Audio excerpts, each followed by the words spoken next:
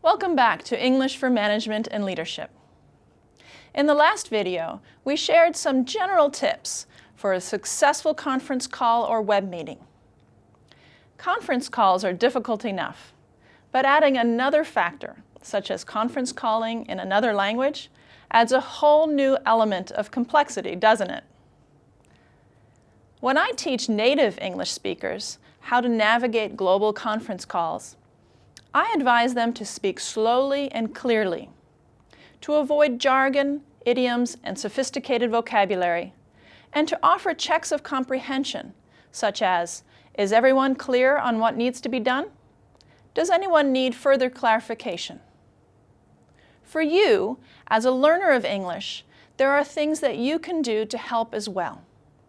In our previous video on conference calling, we mentioned the need for a quiet space with few distractions. This is especially important for a conference call in another language. Listening comprehension is tricky enough without background noise and interruptions. Video meetings are a little easier because we have the benefit of seeing facial expressions, hand gestures, and body language, all things that we cannot consider when we talk over the phone. When speaking on a conference call, a good rule of thumb is to remember KISS. Keep it simple and short. Organize your thoughts into short, simple chunks that are easy to deliver and easy to understand.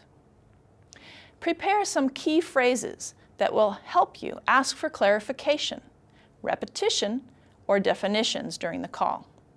These are especially important because I don't understand can mean many, many things.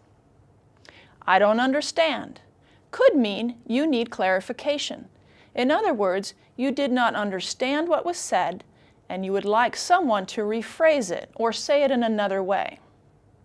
I don't understand could mean you need repetition.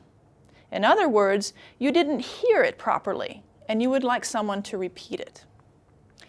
I don't understand could also mean that you need a definition.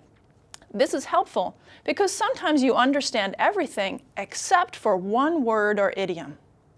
Simply asking for a definition, what does Tiger Team mean?